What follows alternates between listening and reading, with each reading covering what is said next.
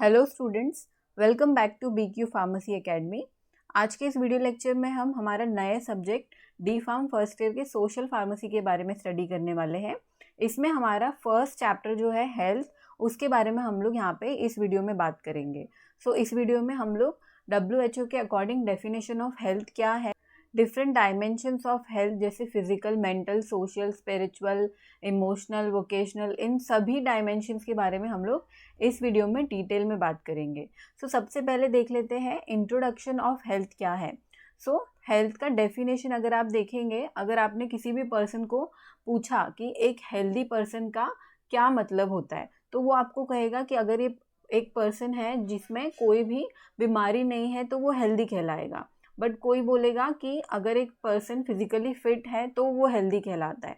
तो अलग अलग डेफिनेशंस होते हैं हमारे हेल्थ के। अगर आप ओल्डेस्ट टाइम की बात करें, पहले के टाइम की बात करें, तो health means absence of disease in body. पहले के टाइम में हेल्थ का क्या डेफिनेशन था? एक सिंपल सा डेफिनेशन लोग कहते थे कि अगर एक पर्सन हेल्दी है, उसमें कोई भी डिजीज नहीं है, तो वो हेल्दी कहलाता है। बट अगर आप किसी मेडिकल प्रैक्टिशनर यानी कि किसी डॉक्टर से पूछेंगे तो वो कहेगा आपको कि normal functioning of all body parts and body organs. Doctor क्या है? डॉक्टर ऑर्गन्स के बारे में ट्रीट करता है और बॉडी पार्ट्स के बारे में इलाज करता है। तो वो आपको सिंपली ये कहेगा कि अगर बॉडी पार्ट्स और बॉडी ऑर्गन्स नॉर्मल है तो वो पर्सन हेल्दी है। बट अगर आप किसी साइकेट्रिस्ट से पूछेंगे कि हेल्दी पर्सन के क्या मतलब होता है हेल्थ का, तो वो आपको कहेगा कि if health means normal functioning of mind.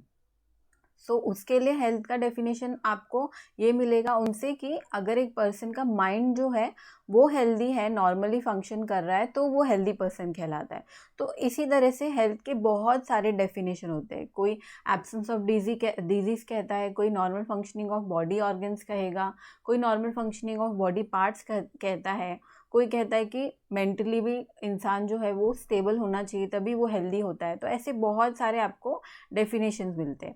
तो इन सब को देख के WHO ने एक डेफिनेशन बनाया कि health is defined as a complete wellbeing of physical, mental and social health and not merely an absence of disease और इन्फर्मिटी। यहाँ पे WHO के अकॉर्डिंग हमारा हेल्थ का डेफिनेशन क्या बनता है कि एक physical state, mental state and social state.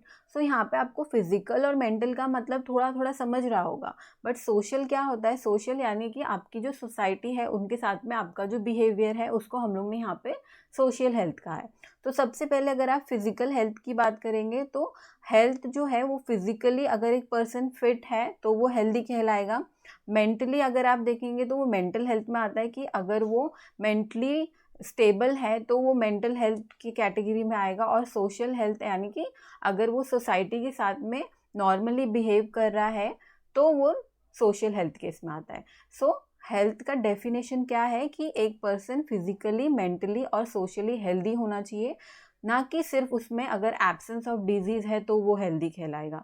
यहाँ पे नॉट मेयरली यानी कि not just an absence of disease और इन्फर्मिटी यानी कि आप फिजिकल डिसेबिलिटी कंसिडर कर सकते हैं।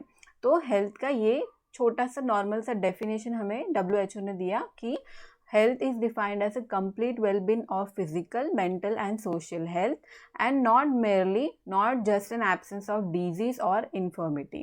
ये तीनों ही चीज़ें क्या होती है हेल्थ में, एक हेल्दी पर्सन में इम्पॉर्टेंट होती है। सिर्फ डिजीज़ का ना होना एक पर्सन को हेल्दी नहीं कहलाता।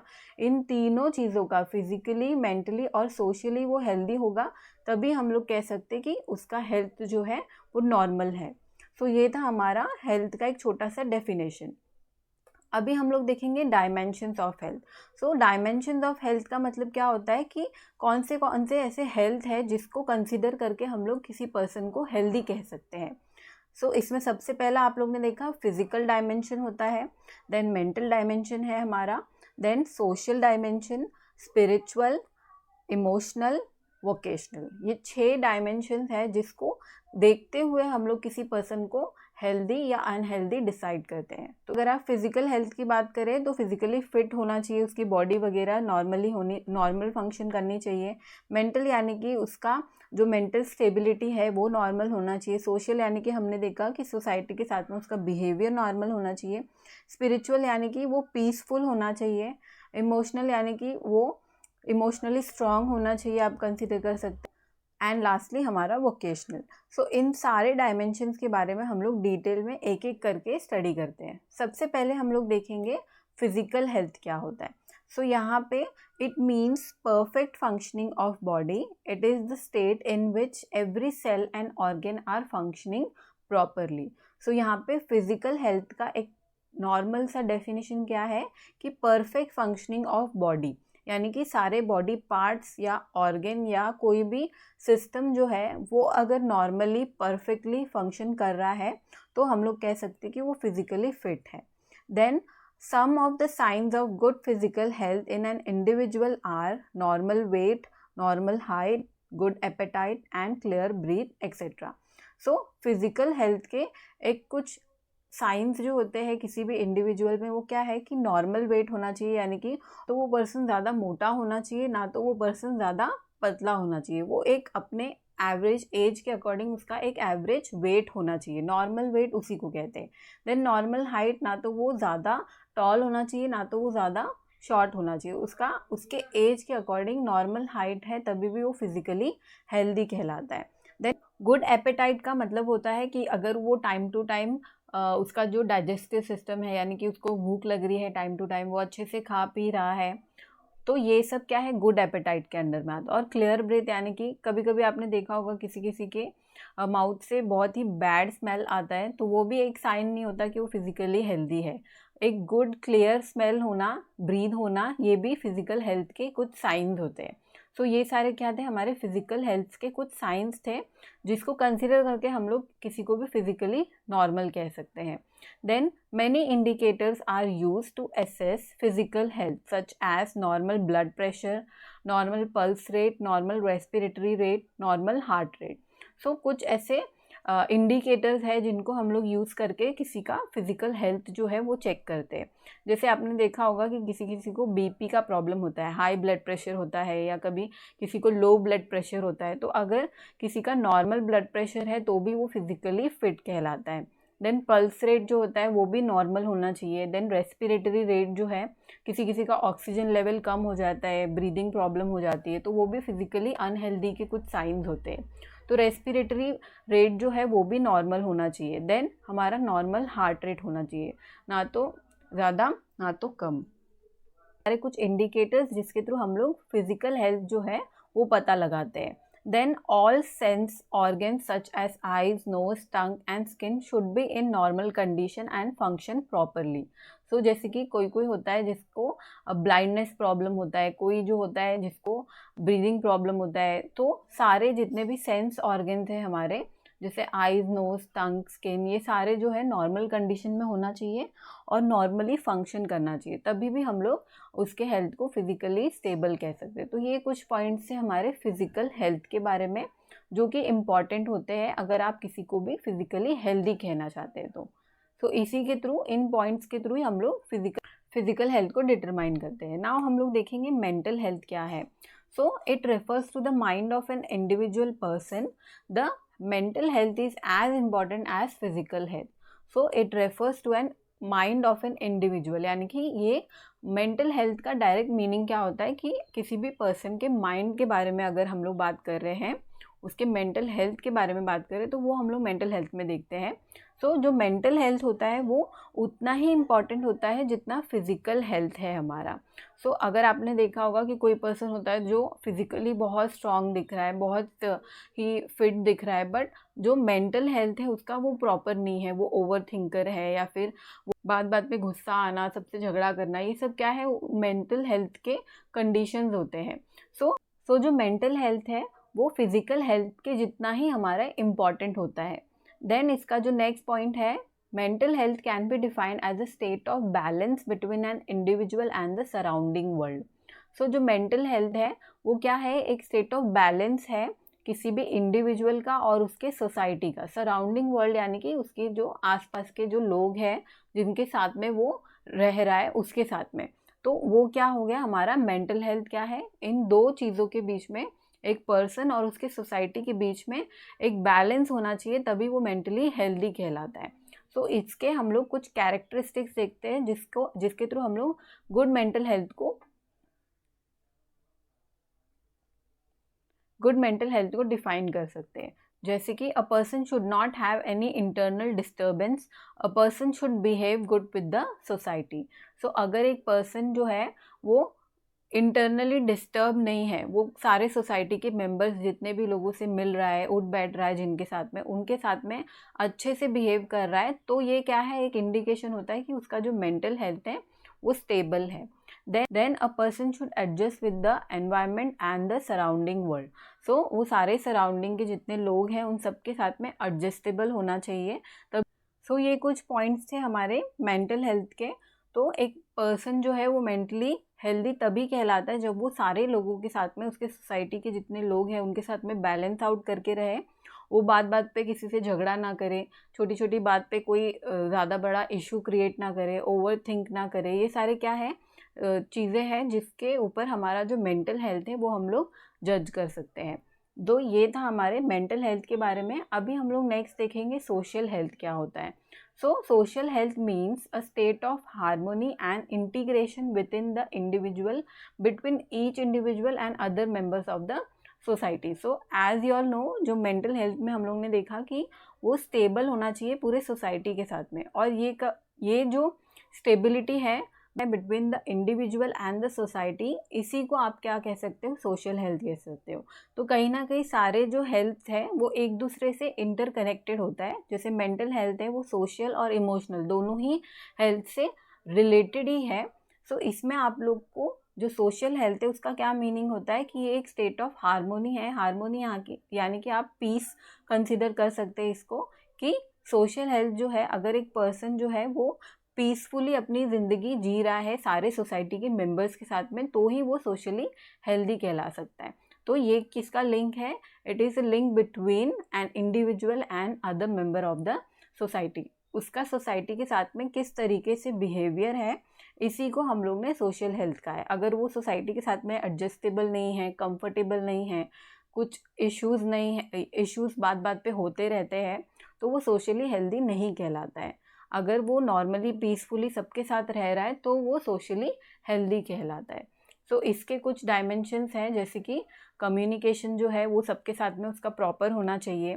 देन सबको वो रिस्पेक्ट देना चाहिए, इक्वल रिस्पेक्ट्स। देन इक्वालिटी होनी चाहिए सारे ही इंडिविजुअल के लिए, चाहे वो अमीर हो, गरीब हो, या जो भी होता है उन सब में इक्वालिटी उसको रखनी चाहिए। और सोशल फंक्शनिंग होनी चाहिए, यानी कि सोशली सबके साथ में आना जाना, उठना बैठना, ये सब नॉर्मल लोगों की तरह उसमें होना चाहिए। तो इन्हीं सब पॉइंट्स के ऊपर हमारा जो सोशल हेल्थ है वो डिपेंड करता है। कम्युनिकेशन गुड होना चाहिए, सबके रेस्पेक्टिव बिहेवियर होना चाहिए सबके लिए, इक्वालिटी होनी चाहिए, और सोशल फंक्शनिंग, नॉर्मल फंक्शनिंग होनी चाहिए। सो इन्हीं सब के कारण हम लोग का जो सोशल हेल्थ है वो हम डिफाइन करते हैं। नाउ नेक्स्ट हम लोग देखेंगे spiritual health. So spiritual health dimension is related to the soul और spirit of an individual person. So ये किसके रेफर करता है, सोल और स्पिरिट जो इंडिविजुअल पर्सन की है उसके ऊपर ये टोटली डिपेंड करता है। ये उसके रिगार्डिंग हमारा जो हेल्थ है उसके बारे में हमने कहा है। So according to medical science the body and souls are two different और two separate entities. Spiritual health dimension is the connecting link between the physical and mental health. So यहाँ पे according to medical science क्या है कि एक body और एक जो सोल है वो टू डिफरेंट चीज़ें हैं। जैसे आपको पता है, आप लोगों ने बहुत जगह पे सुना होगा कि हमारा जो सोल है वो एक अलग चीज़ है और हमारी जो बॉडी है वो एक अलग चीज़ है।